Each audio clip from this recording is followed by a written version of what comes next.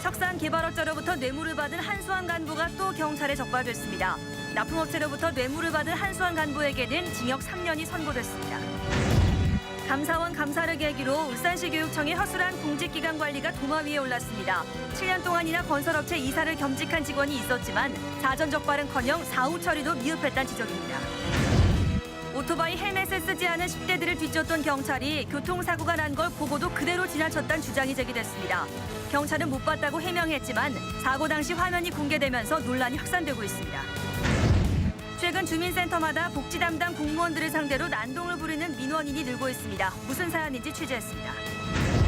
통합진보당이 비례대표 부정경선 의혹으로 최대 위기를 맞고 있는 가운데 사태 해결을 놓고 울산 지역 노동계가 분열 조짐을 보이고 있습니다. 어제 아스팔트유를 대량으로 유출시킨 탱크로리 운전자에게 한국도로공사가 손해배상을 물리기로 했습니다. 경찰은 4만 원의 범칙금을 부과했습니다. 가정위탁제도가 도입된 지 9년이 지났지만 위탁아동에 대한 사회적 관심은 여전히 부족합니다. 위탁가정의 날을 맞아 가정위탁의 현 주소를 취재했습니다. 여러분 안녕하십니까? 5월 20일 화요일 UBC 프라임 뉴스입니다.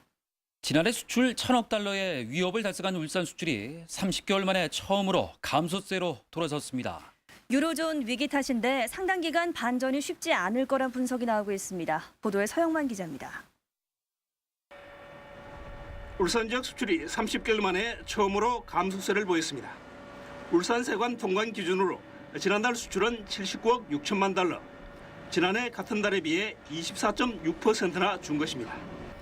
품목별로는 차량이 11%, 석유류가 21%, 선박은 무려 65%나 뚝 떨어졌습니다.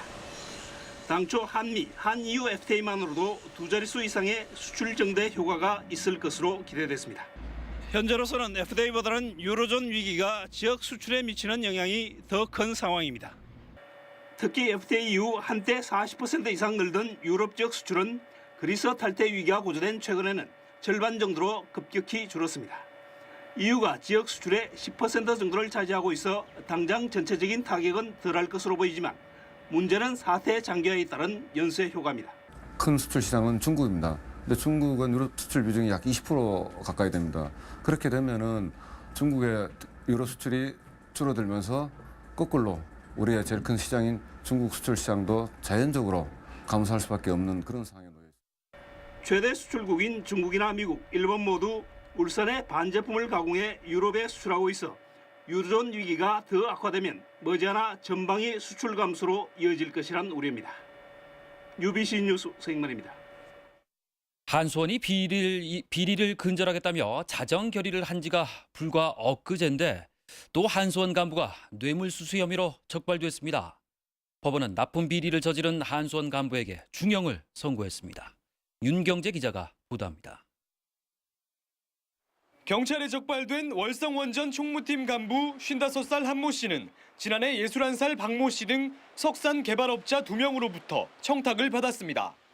한수원 소유인 경주시 양남면 임야 두필지 10만 제곱미터를 수의 계약을 통해 싼 값에 매입할 수 있도록 도와달라는 부탁과 함께 모두 1,600만 원 상당의 금품과 향응을 받았습니다. 그러나 업자들은 공개 경쟁에서 입찰을 받지 못했고 경찰에 뇌물수수 사실을 제보하겠다며 한 씨를 협박했습니다. 한 씨는 결국 업자들에게 받은 뇌물의 3배가 넘는 5천만 원을 건넸습니다. 공기업 간부로서 이 사실들이 밝혀지게 되면은 자기 위치가 불안하니까. 이 과정에서 업자들은 한수원 감사실에 진정서를 접수했지만 한 씨에 대한 감사는 이루어지지 않은 것으로 드러났습니다.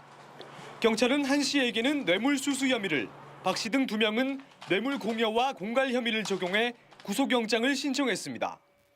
이처럼 원전 비리가 잇따르고 있는 가운데 납품 비리로 기소된 원전 간부에게 검찰 구형량보다 많은 형량이 선고됐습니다. 울산지법은 원전 간부 45살 이모 씨에게 징역 3년에 벌금 5천만 원, 추징금 2,300만 원을 선고했습니다. 앞서 검찰은 징역 2년에 뇌물 액수인 2,300만 원만 추징금으로 구형했습니다. 법원은 원전 운영자가 부패하면 시민들이 안전을 신뢰할 수 없어 중형을 선고한다고 밝혀 끊임없이 이어지는 원전 비리에 경종을 울린 것으로 분석됩니다. UBC 뉴스 윤경재입니다. 한국수력원자력은 환경단체가 발표한 고리 1호기 모의실험 결과는 명백한 오류라고 주장했습니다. 한수원은 이번 보고서가 체르노빌 사고 때의 방출량을 가정해 국내 원전에 적용한 것으로 이는 핵연료 형태와 경납 용기의 특성이 다르다는 점을 무시한 부적절한 모의실험이라고 반박했습니다. 울산시 교육청 소속의 공무원들이 건설업체 임원을 겸직하다가 감사원 감사에서 적발됐습니다. 한 명은 7년 이상 겸직했는데 교육청이 이전에는 왜 몰랐는지 허술한 감독이 도마에 올랐습니다. 이영남 기자입니다. 울주군의 한 초등학교 7급 기능직 직원은 지난해 7월까지 7년 반 동안 공무원 신분으로 남편이 운영하는 건설업체의 이사도 맡았습니다. 해당 직원은 보수를 받지 않았고 남편의 건설회사가 학교 공사를 한 차례 했지만 자신이 근무하던 학교는 아니었다고 말했습니다. 좀 쉽게 생각을 했다고 얘기했죠. 돈을 하고 관관이 없기 때문에 정말 큰 회사에 가서 그걸 해가지고 내가 돈을 받고 이런 차원이 아니라. 공무원은 영리를 목적으로 하는 사기업체 이사 등 임원이 될 수 없다는 지방공무원법과 복무 규정을 위반한 겁니다. 감사원의 일괄 감사 지시로 울산시 교육청은 지난해 7월 교직원 2명이 건설업체의 이사로 겸직한 사실을 확인했습니다. 해당 직원들은 적발 이후 이사직을 그만뒀지만 이와 관련된 징계는 없었습니다. 겸직과 관련해 자체 조사를 한 적이 없었던 울산시 교육청은 위반 사례 적발이 처음이어서 징계 수위가 명확하지 않아 징계를 하지 않았다고 밝혔습니다. 학부모들은 교직원들의 도덕 불감증과 교육청의 허술한 관리 감독을 함께 지적했습니다. 당사자들의 도덕 불감증은 좀 차지하더라도 학교와 그 교육청의 그 감사 시스템, 자정 능력이 떨어진다는 것에 정말 안타까움을 금할 수가 없습니다. 감사원은 교육과학기술부에 해당 교직원들이 공무원 신분을 이용해 알선 청탁 등 추가 부조리가 있었는지도 조사한 뒤 경중에 따라 징계하라고 지시했습니다. UBC 뉴스 이영남입니다. 지난주 도심 한복판에서 발생한 교통사고 현장을 촬영한 자동차 블랙박스 화면입니다. 경찰의 추격을 받던 오토바이가 차량을 들이받고 넘어지면서 10대 2명이 길바닥에 쓰러졌는데요. 뒤따르던 경찰이 사고 수습도 하지 않은 채 그대로 지나쳤다는 주장이 제기돼 논란이 일고 있습니다. 김규태 기자가 보도합니다. 지난 18일 남구 삼산동의 한 교차로. 경찰 사이렌 소리가 들리더니 갑자기 쿵 하는 소리와 함께 차량 앞쪽으로 오토바이 한 대가 내동댕이 쳐집니다. 바로 옆에서 오토바이를 타고 있던 경찰이 오른쪽을 힐끗 보는가 싶더니 그대로 사라집니다. 이날 사고는 경찰이 헬멧을 쓰지 않은 10대 오토바이 운전자를 쫓다가 벌어진 일입니다. 사고가 난 곳은 평소에도 차량 통행이 많은 사거리인데다 사고 당시 직진 신호가 들어온 상태여서 자칫 큰 인명사고로 이어질 뻔했습니다. 주변 목격자들은 경찰이 사고 현장을 보고도 그대로 지나쳤다고 주장했습니다. 애들은 사고 나서 쓰러져 있고 경찰 오토바이는 쓰러진 걸 쳐다보고는 그냥 가버리는 거예요. 하지만 경찰은 앞서가던 10대들이 갑자기 사라져 이들을 찾기 위해 주변을 10여 분 동안이나 찾아다녔다고 말했습니다. 이 상황인지도 몰라는 거예요. 사고 났다 그러면 반대를 하지 그 아무데나 다시 들어오겠습니까? 하지만 블랙박스 화면 공개로 논란이 커지자 울산지방경찰청은 진상조사를 벌여 문제가 드러나면 해당 경찰관을 징계하겠다고 밝혔습니다. UBC 뉴스 김규태입니다. 공무집행 방해하면 흔히 경찰서 지구대가 먼저 떠오르실 텐데요. 최근엔 지구대 못지않게 주민센터에서 난동을 부리는 시민들이 적지 않다고 합니다. 무슨 일인지 조윤호 기자가 취재했습니다. 중구현 주민센터 앞에 깨진 유리창이 방치돼 있습니다. 술 취한 50대 남성이 소화기를 던지며 20분 동안 난동을 벌인 겁니다. 매달 지급받는 기초생활수급비가 지난달보다 5만 원가량 줄었다는 게 이유였습니다. 던져가지고 좀 떨어지니까 이걸 다시 가운데 채상. 폭력에다 상습적인 욕설과 협박은 예사입니다. 앞에 있는 여직원들이나 이런 분들은 상당히 그걸 먹죠. 또 그 사람이 한 번 오는 것도 아니고 주기적으로 막 오니까 공무원 개인적으로 가서 또 모욕죄로 고소를 하고 이런 적도 있었습니다. 지난해부터 울산에서 복지 담당 공무원을 상대로 한 이 같은 난동 사건은 24건. 모두 공무집행방해에 해당될 정도로 심각한 수준입니다. 보건복지부가 국세청과 함께 소득과 부양가족 유무를 꼼꼼히 챙기면서 수급 자격을 박탈당하는 사람이 6개월마다 300명씩 나오면서 생긴 풍속도입니다. 하지만 곧바로 사법 처리되는 경찰서 지구대와는 달리 주민센터 내 공무집행방해는 대부분 자체 무마되고 있는 실정입니다. 직원들의 신변 보호와 안전을 위해서 녹취 기능의 전화기나 보안용 CCTV 설치를 강구 중에 있습니다. 일선구구는 공무집행방해 사범에 대한 처벌을 강화하는 한편 기초생활수급자 선정 기준을 완화하는 방안이 있는지도 검토하고 있습니다. UBC 뉴스 조인호입니다.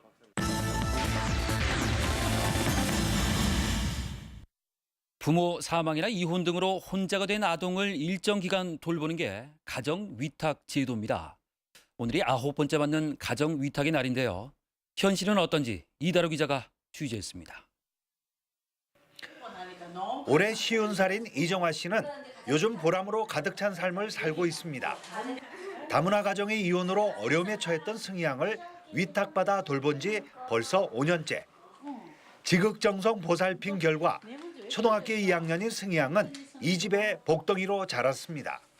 처음에는 다른 사람들하고 이야기도 안 하다가 얘기하는 그것도 그런 거에서도 보람을 느끼고 너무 사랑이 부족한 아이였기 때문에 사랑으로 감싸야 되겠다는 생각이 들어서 신발 사주고 추천할 때가 울산 지역의 위탁보호 아동은 지난 3년간 230명을 넘었지만 위탁가정은 지난 2010년 207세대에서 올해는 183세대로 줄었습니다. 보호가 필요한 아이는 늘었지만 돌봐줄 가정은 줄어든 겁니다. 지원되는 예산과 사회적 인식이 부족한 게 원인입니다. 현재 이들 위탁 가정에 대해 울산시에서 매달 12만 원의 양육비를 지원하고 있지만 아이들의 원활한 양육을 위해서는 이 같은 예산으로는 턱없이 부족하기만 합니다. 유아기 아동이나 여자아이를 선호하는 경향도 위탁 가정이 줄어든 또 하나의 이유입니다. 특수 욕구를 가지고 있는 아동들에게 어떤 적절한 서비스를 제공하기에는 아직 일반 위탁 가정에서는 그런 부분들에 대해서 부담을 가지고 있죠. 소외된 아이들을 함께 돌보며 더불어 살아가는 가정 위탁 제도. 현실적인 지원과 시민들의 참여가 절실합니다. UBC 뉴스 이다루입니다.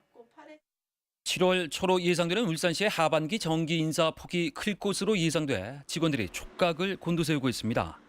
이번 인사는 다음 달 말 최문규 기획관리실장과 김성성 도시국장 등 서기관급 이상 간부 7명이 퇴직하는 데다 추가 명퇴자가 나올 경우 승진폭이 더 커질 것으로 예상됩니다.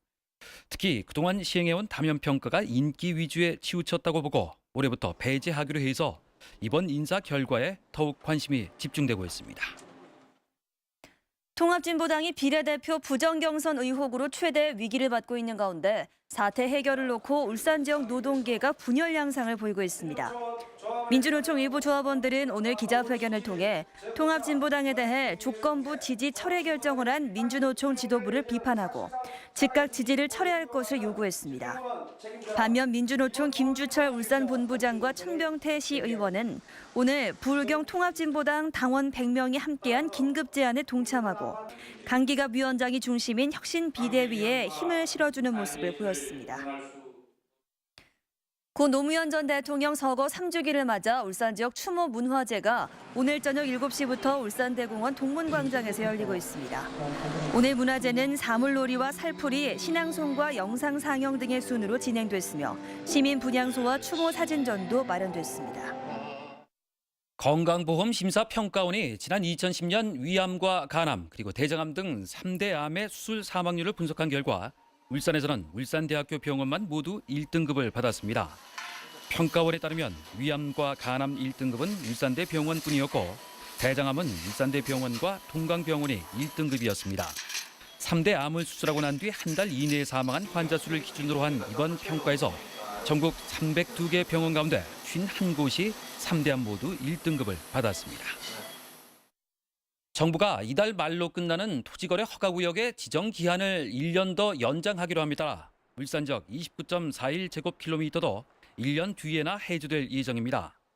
해당 지역은 강동 유원지 지구와 진장 물류 2단지 개발 지역, 그리고 남구 도항동 태권호 산업단지 지구 등 모두 8곳입니다.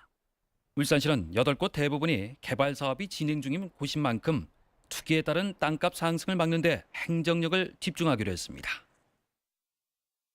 울산지검은 오늘 근로자 4명이 숨진 세진중공업 폭발 사고와 관련해 이 회사 생산부장 김모 씨와 협력업체 안전관리 책임자 최모, 윤모 씨 등 3명에 대해 업무상 과실치사 등의 혐의로 구속영장을 청구했습니다. 앞서 울산 고용노동지청은 세진중공업 사장과 사내협력업체 대표 2명을 산업안전보건법 위반 혐의로 구속한 뒤 수사하자는 취지로 검찰에 수사 지휘를 요청한 바 있습니다. 울주군 온산읍에 있는 세진중공업 선박 블록 공장에서는 지난해 12월 30일 오전 9시쯤 산소 용접기 밸브가 열린 상태에서 그라인드 작업을 하다 폭발 사고가 발생해 작업 중이던 협력업체 근로자 4명이 숨졌습니다.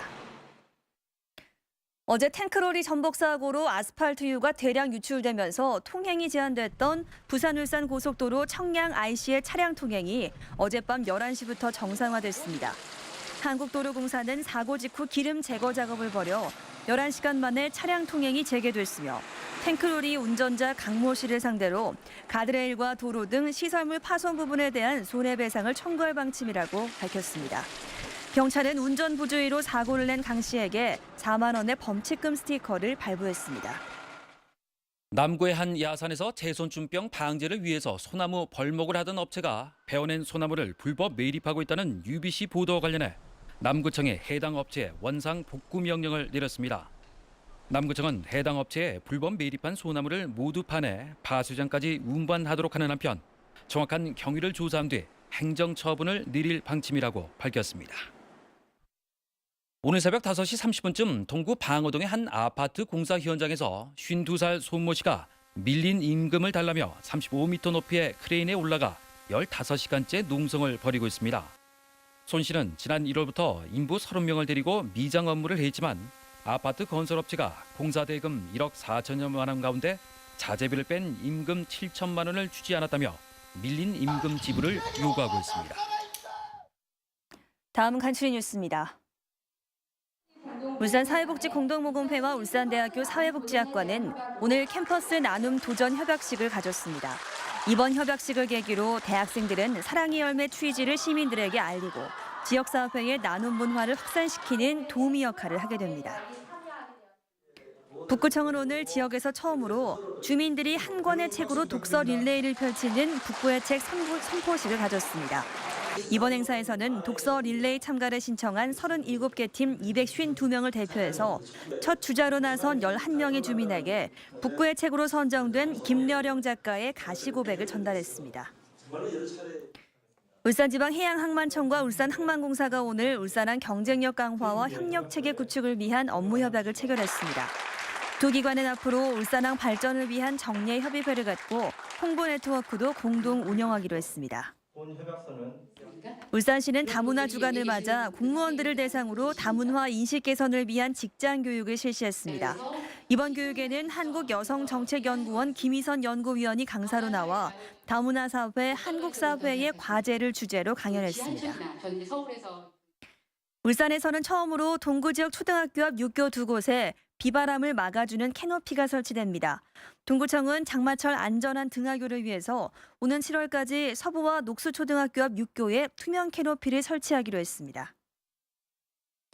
울산현대 김승용이 팬들을 위해 자비로 유니폼 100벌을 구입해 팬들에게 선물합니다. 울산현대는 김승용이 최근 팬들을 위해 유니폼을 선물하고 싶다고 밝혀와 강원FC와의 홈 경기가 펼쳐지는 오는 26일을 김승용 데이로 정해서 유니폼 전달 등 다양한 팬 서비스를 갖기로 했다고 밝혔습니다. 네, 오늘도 낮에는 상당히 더웠습니다. 성경희 캐스터, 내일도 이 낮더위 이어질까요?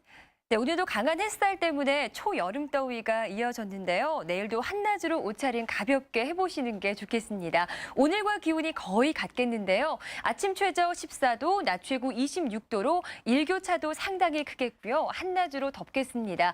가벼운 옷차림을 하시되 아침으로는 여분의 옷을 챙겨보시는 게 좋겠습니다. 다행히 내일은 오늘만큼 햇살이 뜨겁지 않겠습니다. 구름량이 많아져서 햇살을 상당 부분 가려줄 것으로 예상됩니다. 그 밖에 전국에도 높은 구름이 끼면서 오늘보다 햇살이 강하지 않겠습니다. 낮 기온도 자연스레 오늘보다 낮은 곳이 많겠고요. 동해안 지역에만 지형적인 영향으로 오늘보다 높은 곳이 많겠습니다. 영남 지방도 내일 가끔 구름 낀 하늘이 예상됩니다. 아침 최저 기온 11도에서 17도, 낮 최고 25도에서 28도 분포로 오늘과 거의 비슷한 낮더위가 이어지겠습니다. 바다의 물결은 모든 바다에서 최고 1.5m로 높지 않겠습니다. 하지만 안개 끼는 곳이 많아서 항해 조업에 유의하셔야겠습니다. 당분간 가끔 구름 낀 날씨가 이어지겠고요. 석가탄신일도 맑을 것으로 전망됩니다. 앞으로 낮더위를 제외하면 바깥 활동에는 문제 없겠습니다. 날씨였습니다. One day, 2 days, 3 days old.